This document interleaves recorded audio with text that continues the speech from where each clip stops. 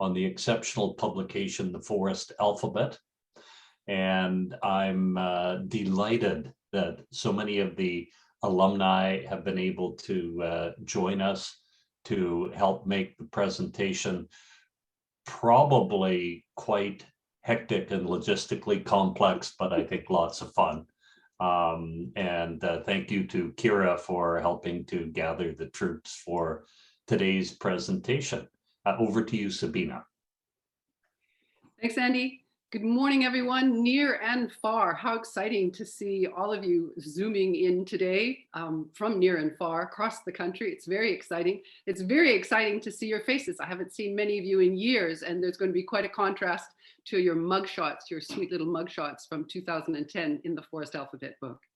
So I just wanted to say that in the beginning, 2009, the Forest Trust for the Children of Cortes Island Society set its intention.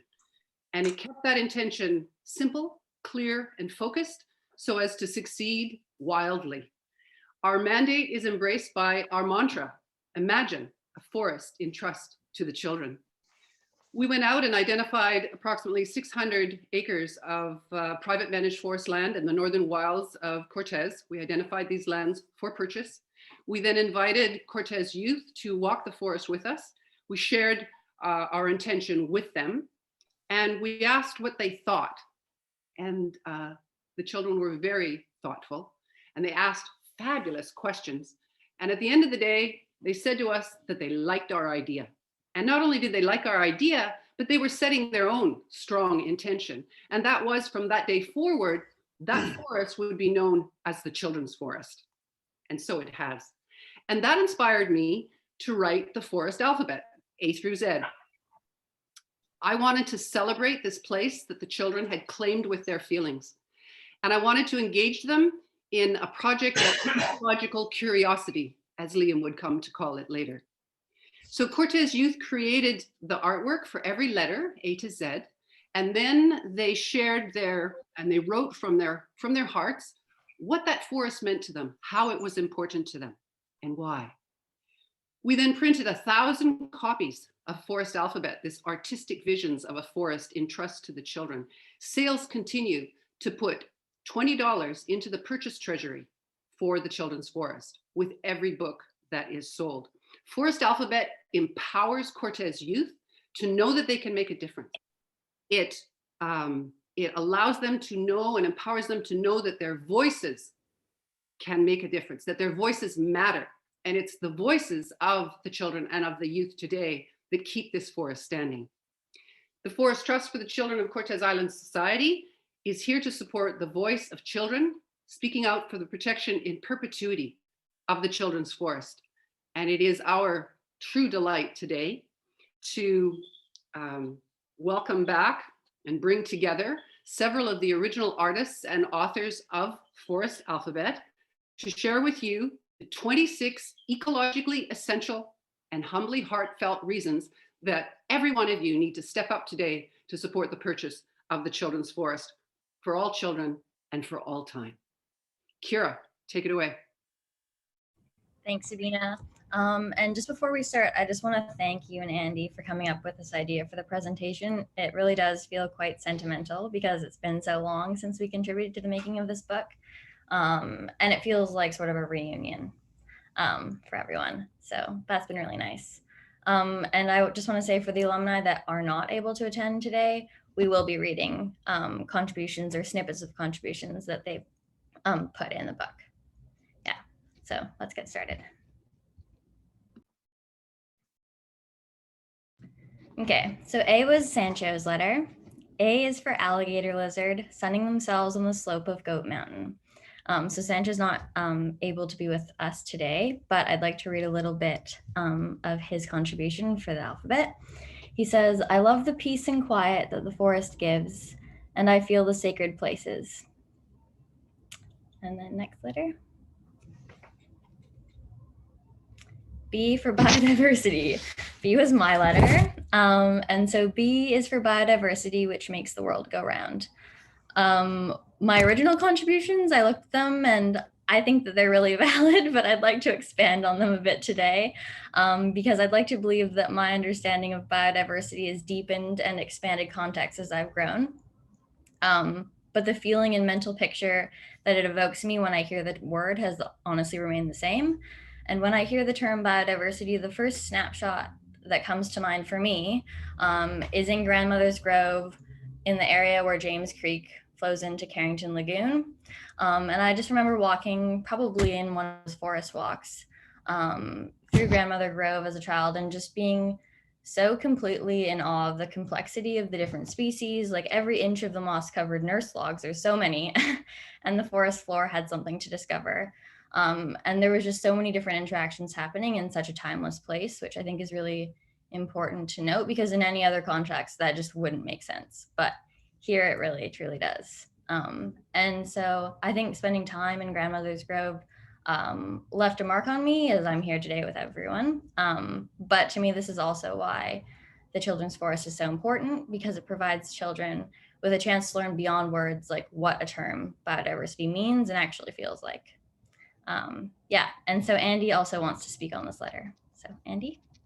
And I also want to say how cool it is to see photos of you in the top right of my screen and the bottom left of my screen, Kira. They're practically identical, strangely enough. As Kira said, biodiversity makes the world go round, and in it, the world's wonders are found. It's why we have species that generate feces and wonders that always astound. The coastal rain shadow forests on BC's coasts are one of the most species-rich and ecosystem-rich places in Canada. They also host more species at risk per hectare than just about any other part of our country. It's unfortunate that BC remains today one of the few provinces without endangered species legislation. The Cortez Children's Forest is all about protecting habitat for those species. And I'll also mention, as we move on to our next, no, not our, let's go back to this slide here, just a quick logistical note for people. If you have too many people's photos on your screen, if they're obscuring that lovely photo of Sancho at the bottom right, if you go to the settings on top of all of those pictures, you should be able to select a speaker view setting, and that will allow you to see more of the people on the bottom right of the screens. Back to you, Kira. Okay, so C was Nola's letter, and C is for Carrington's crystal clear creeks brimming with cutthroat trout. And Nola said, I chose C because I like creeks because they wouldn't be so pretty if they weren't trees.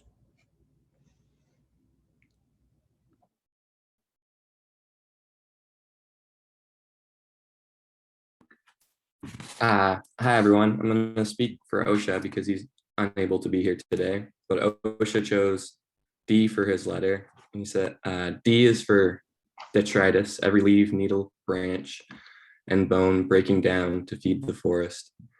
In OSHA's own words from the book, he said, he wrote, I like to play with fir cones. I like to climb trees. I live in the forest. It's important to protect the forests because they help us live. I think Andy wants to speak about D as well. Is that right? Thank you, Forrest. Yes, detritus is, as the letter says, leaf, needle, and bone, and all of the seeds that the plants have sown. It's anything but dull, more motor and mull, and micro communities unknown. Detritus, that is the duff, the material on the soil surface, is nature's great recycler. If the fungi, bacteria, and tiny animals in the detritus weren't all beavering away, decomposing organic material, it would only be a decade or two before the dead material was the same height as the tree canopy, and the whole system would grind to a halt. And on to the letter E.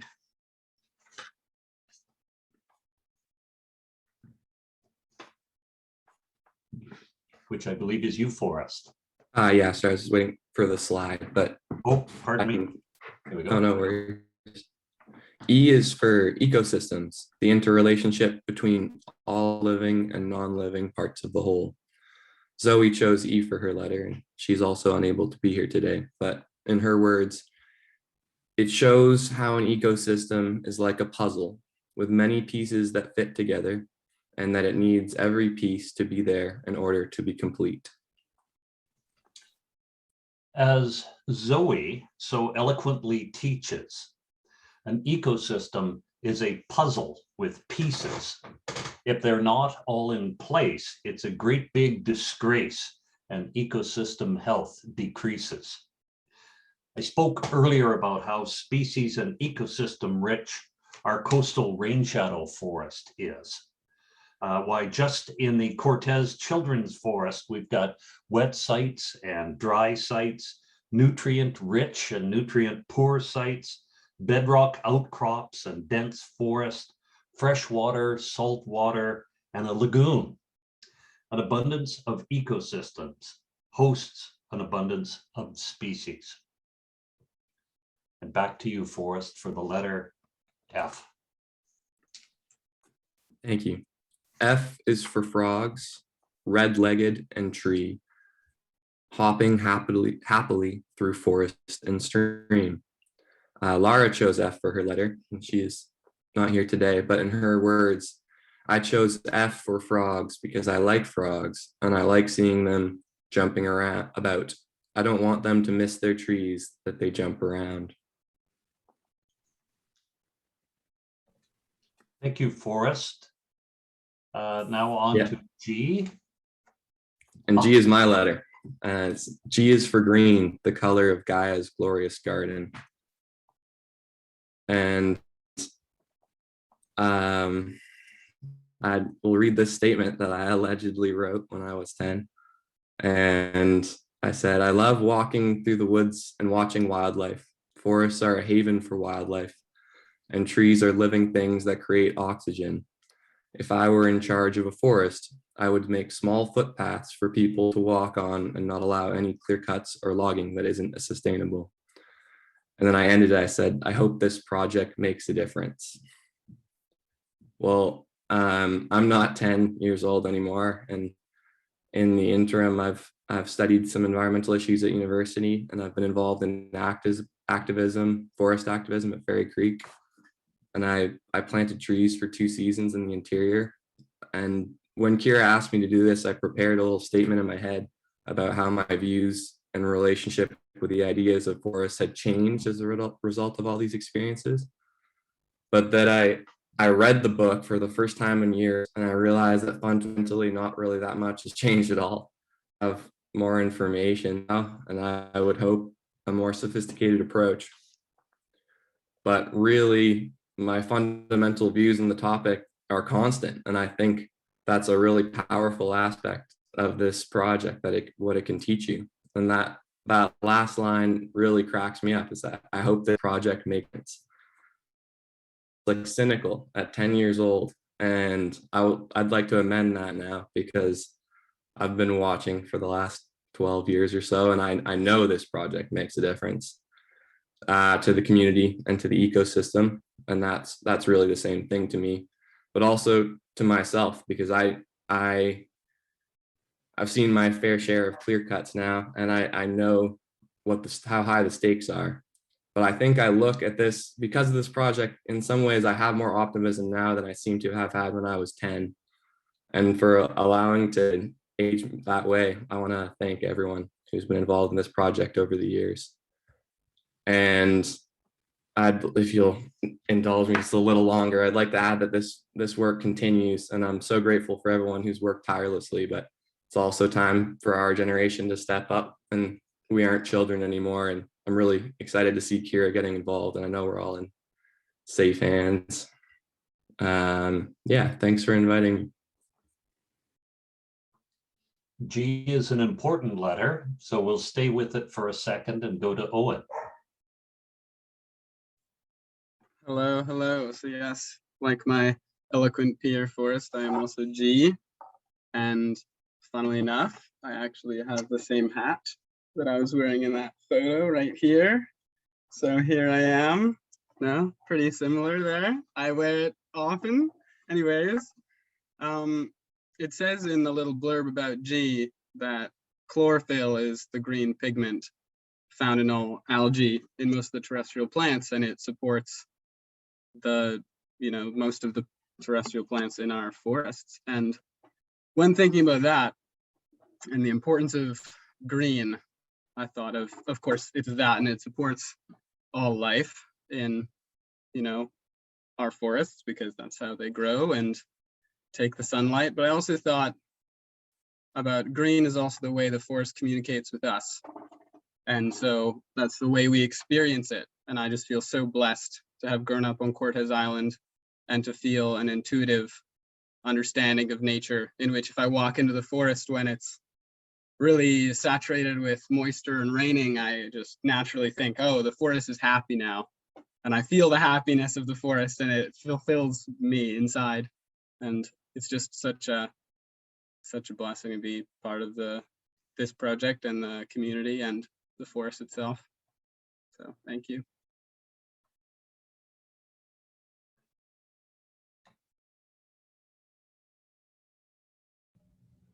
Okay, H was Ella's letter. H is for habitat, homes for herons, hairy manzanita, hemlock, hardhack, and humans.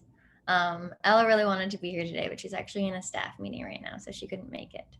But I'm going to read one of her original quotes, where she says, "The forests are beautiful, and they create oxygen.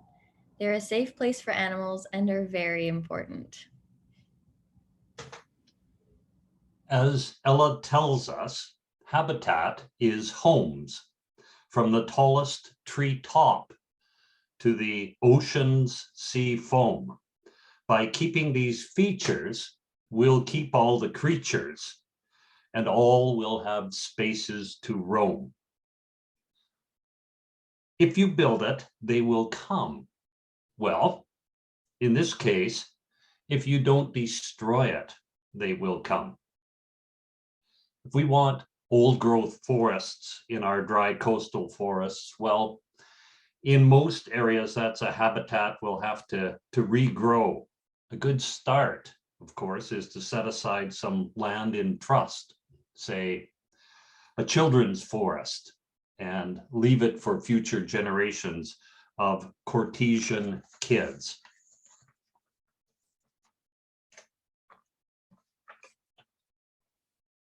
All right. My letter was I. I is for insects. Insects here, insects there, insects in soil, logs, and air. The reason 10-year-old me chose insects was because, quote, I like bugs a lot. I'm still a big fan of the tiny lives that insects live and how they work within the forest unseen by us.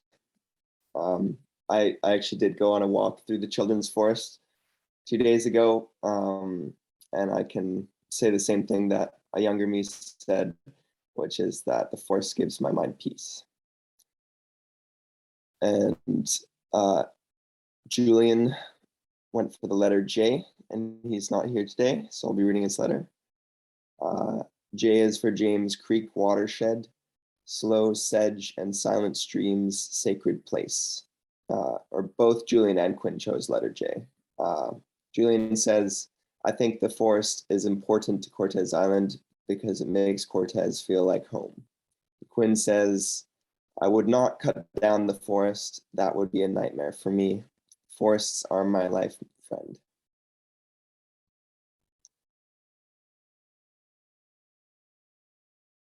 Thank you, Ruben. Oh, that's me. So I chose K, which was an obvious choice for 12-year-old me because my name starts with K. I even remember, I was just remembered it in this meeting really, that I think that Kira and I had a slight conflict over who got to have the letter K. And I was just thinking, how much harder is it to talk about King Gentian than it is about biodiversity? So I think she's the one who actually won in this situation. But anyways, I chose K for King Gentian. Blooming blue in swamps where killdeer call. So it's a leafy perennial species that has a bright blue flower. It grows in clusters in wetlands. And honestly, I totally forgot about this species. I honestly forgot that it grew on Cortez, which is kind of embarrassing. But it was nice to learn a little bit more about it before this meeting and to remind myself of the process of creating this artwork. Like Kira said, it kind of feels like a little bit of a reunion. But yeah, so I was reading a little bit more about the habitat for the King Gentian and how important watersheds are and how they support all biodiversity, and just reminding myself of all that. I also went on a walk into the children's forest 2 days ago, and I was with Ruben, and we didn't walk separately there. And I was reminded of how inspiring it is to be down there, and how it just is a place that really, for me, sparks so much curiosity about nature. And for me, it really like goes beyond like the surface level of just looking at ecosystems, and that is really special for me. It was like, I think the first place that I started thinking about like why life exists. And of course, I played so much in nature as a kid, but then we had wonderful mentors like Sabina and Christine, who are there prompting us to ask deeper questions. And I feel like that curiosity has stayed with me for my whole life. And I feel super, super grateful for that, because it's guided me so much in everything that I do. So going back to the children's forest a few days ago was really special for me, especially before this meeting, because it was so nice to be thinking about all the species down there and appreciating the place so much, and seeing these gorgeous, gorgeous trees and beautiful streams. Yeah, I didn't really prepare anything specifically. That's just my stream of thought. Thank you all for being here. It's really nice to see your faces.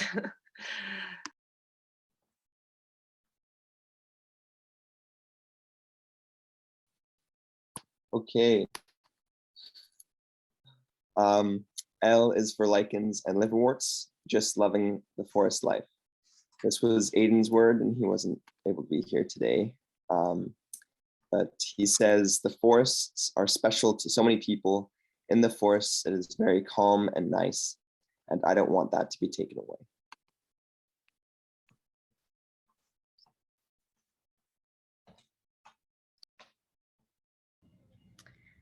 M is for Mycorrhizae, fungal threads of life spreading their goodness through the forest soils. M was Melanie's letter. She's also not able to be with us here today, but I'm going to read a little sentence from her where she says, "A forest is a quiet place to walk and find mushrooms.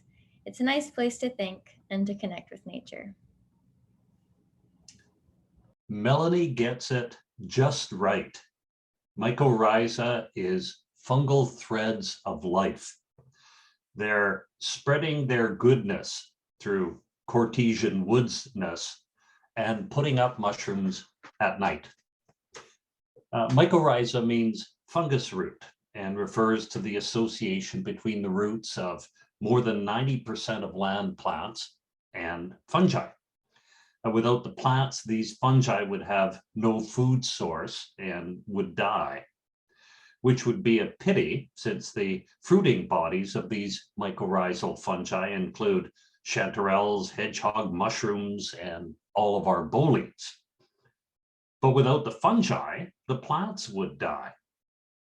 Did you know that, for example, in a thimbleful of soil from the children's forest, there's more than 2 kilometers of fungal hyphae or fungal filaments? Remarkable.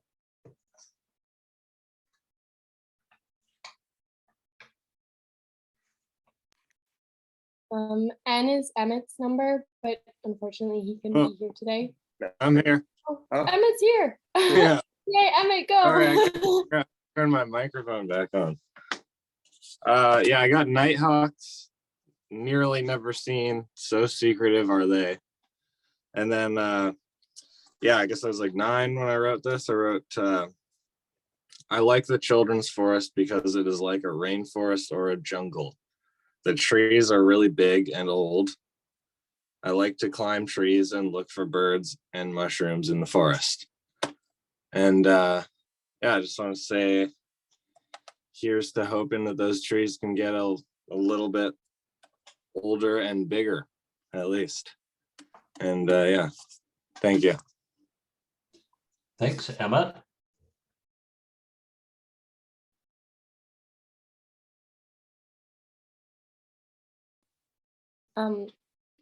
So O is for old growth, and O is Adrian's letter. But unfortunately, he cannot be here today, so I'm going to read Adrian's bit. O is for old growth, the only home for spotted owls and marbled murrelets. And Adrian says, in the forest, we might see lots of secretive animals, the marbled murrelet that also lives in the ocean, and flying squirrels. Old growth forest, as wise Adrian says, is really important on the Isle of Cortez for murrelets and owls and other fish and fowl currently living in distress. Much of BC's coast used to be covered in old growth forests. And so many creatures on BC's coast are adapted to life in old growth forests. The second growth forests that replace old growth forests following logging are profoundly different from the old growth forests in structure, composition, and function. In fact, for 30 years of research as a forest ecologist, much of my work involved documenting those differences between the old growth and the second growth forests. A children's forest represents an opportunity to protect and restore old growth forest on Cortez Island.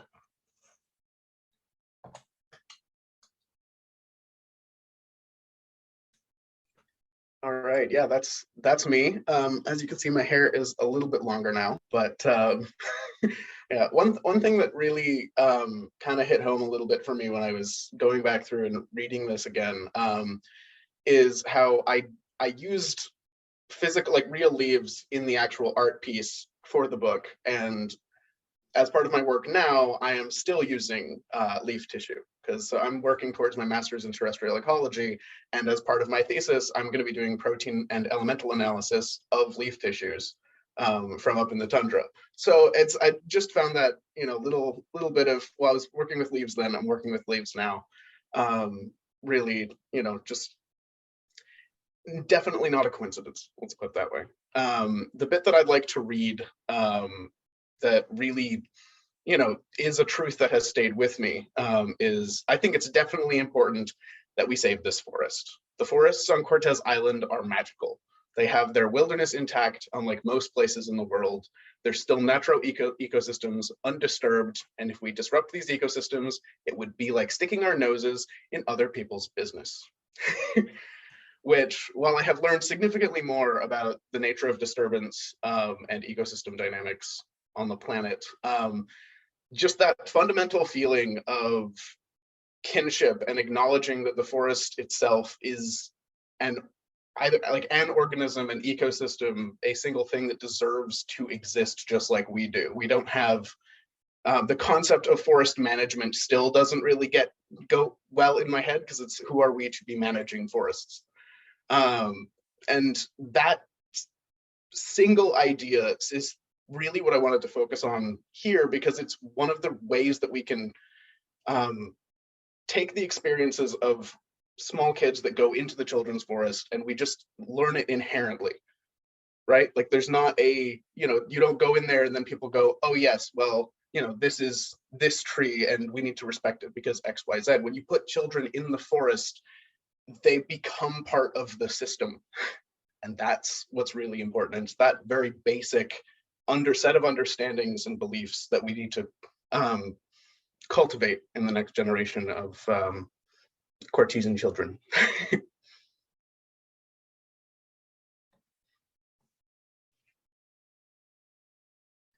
All right. Q is for quiet. Quiet is found in the forest, and the forest is found in quiet.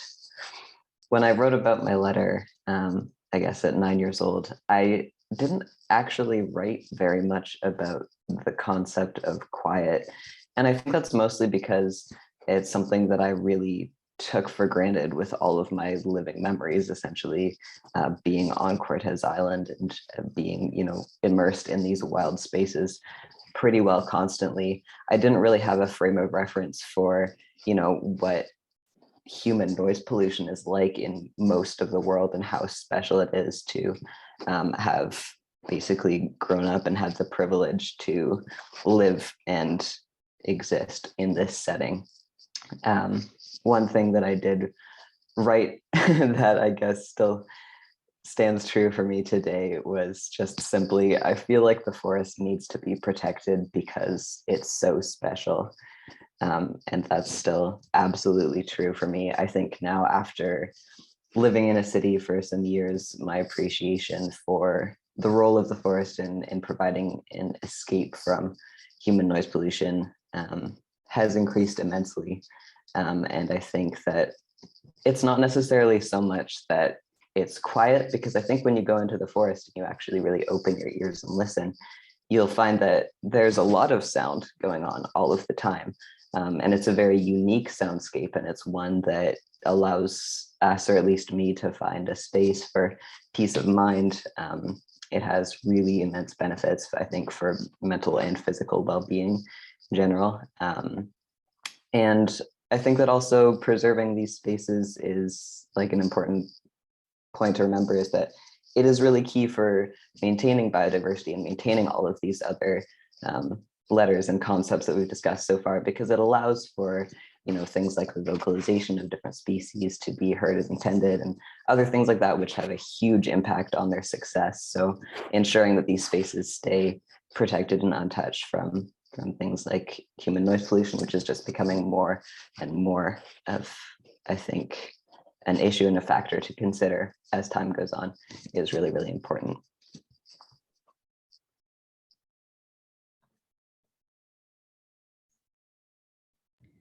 Okay, so R is for raindrops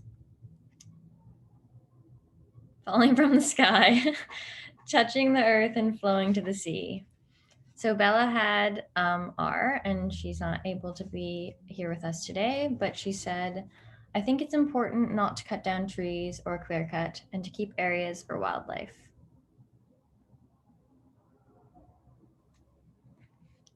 And Cinda also had R. And she said, our forests are where I learn about things. I want to protect the trees and forests so I can enjoy them in the future.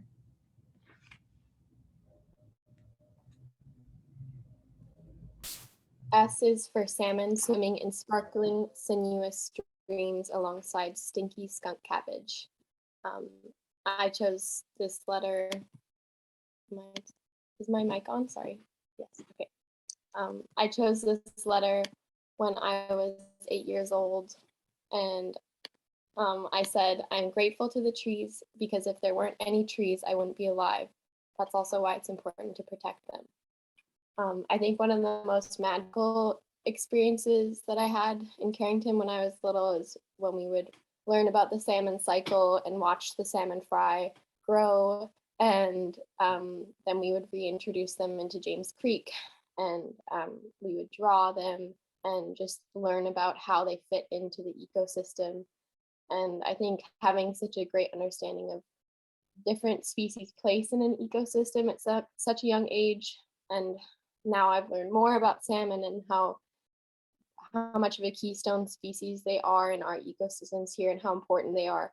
And I just think that salmon are so magical, and they're such a beautiful part of our ecosystems, and really important too for many species.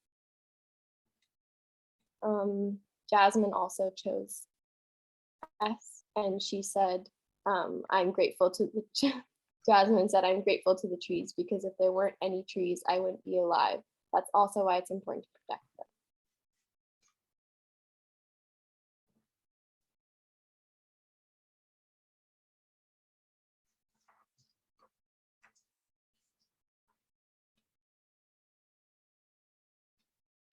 You are muted, Aislinn.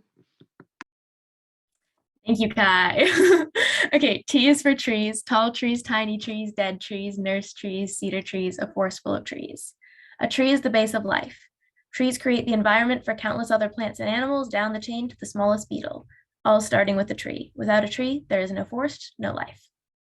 I was thinking about just seeing everybody here is, to me, I'm a bit younger than the rest. So these are the big kids to me. And it's really interesting just seeing how the forest has affected generation after generation, and it just never stops giving, even though we've had slightly different experiences.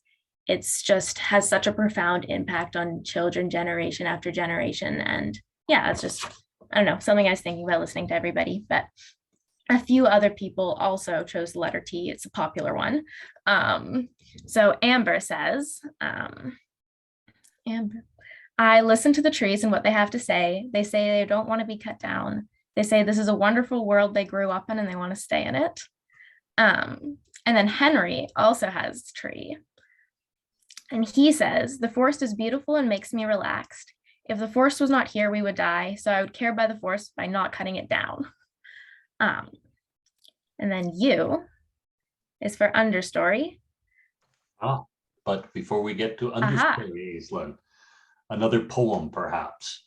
Tiny trees, tall trees, nurse trees, and more. From the forested uplands to Carrington's shore. They oftentimes feature fine homes for the creatures, from the canopy tall to the forest floor. Most of what I've spoken about is the ecological values associated with the children's forest. Perhaps predictable when you invite a forest ecologist to speak, but much of what people value about forests is more about cultural values, spiritual values, recreational values, and yes, economic values. Read what Aislinn, Amber, and Henry have to say, and think about how and why you embrace trees.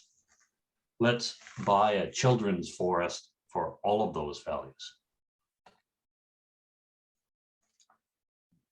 Okay. U is for understory, filtered light, deer browsing huckleberry, a magical place beneath the canopy. And then Delphin, who isn't here, said, the forest is usually a lot older than we are. We have the right to it has the right to stay.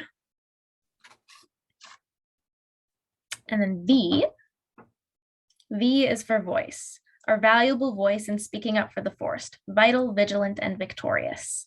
And then Eric said, the forest opened my eyes up to nature and has changed my life.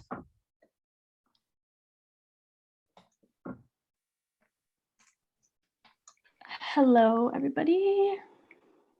So W is for wild wolves warily winding their way through the forest. Maria said,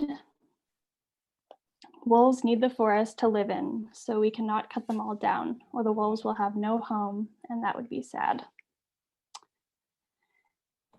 And Sasha says, the first time I went for a walk in the forest with my dad, I saw a sculpture of mystery, the biggest wonder you will ever see. I saw a tree that is extra special to me.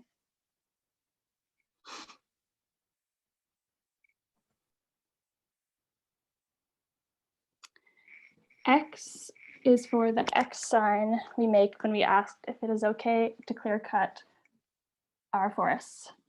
Alaya says, it is important to save our forests for all the future generations.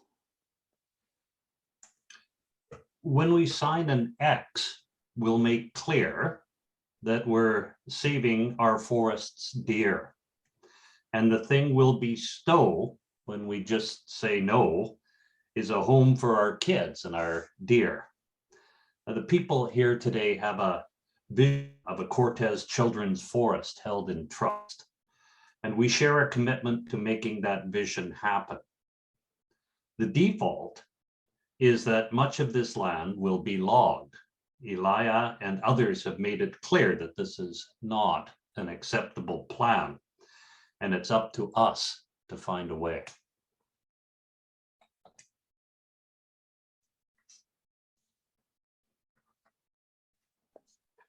So that's me. I chose the letter Y because I always loved being in the forest with my friends and my family. And I feel like it's such an important way to experience it with other people. So Y is for you and me feeling at home in this wild place. I wrote a little something about what it means to me now. So this letter clicks for me now more than ever. Back when I first started learning about how humans are destroying the planet, I was of the mind that we are an objectively destructive species and that the Earth would be better off without us.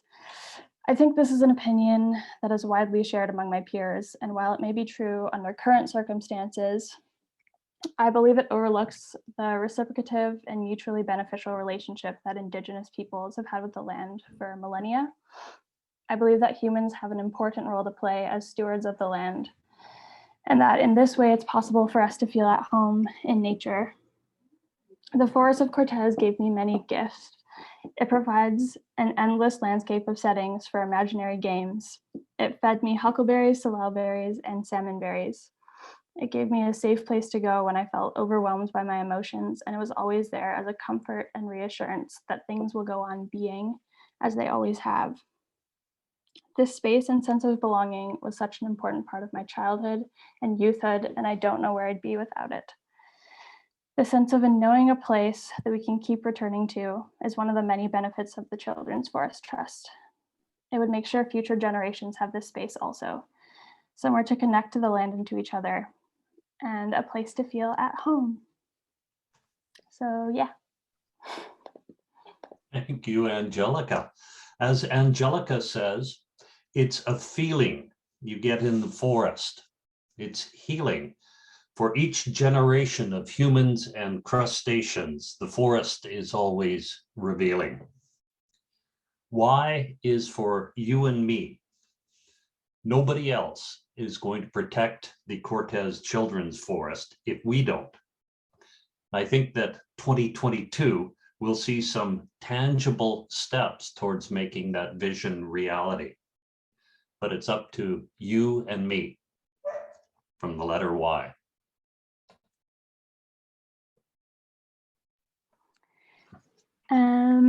And this is the last letter. So Z is for zeal, and that's how we feel about protecting our forests forever. Erishe says, if you ever go on a walk through them, you just sit and listen to change your mind about cutting them down and the money it would bring. Erishe says, that's how we feel. Protecting our forests can be real, and we'll all work together through all kinds of weather with optimism, good humor, and zeal. Some people complain about having to buy land from forest companies such as Island Timberlands. I consider it a blessing. Over much of the province, the forest land that communities value and would like protected is Crown land. And it's been decades in BC since we've had a provincial government that was interested in conservation, that would listen to such community pleas. Here, all we have to do is buy it. And certainly that's an immense task. We're talking about more than 600 acres and millions of dollars. So Erishe is right. We'll certainly need zeal. But if it was a lesser task, we wouldn't require such an exceptional and exceptionally dedicated group of people such as are gathered here today. I predict that there will be much progress to report at the 2023 AGM. But all of this work will be exhausting. Back to you, Chris.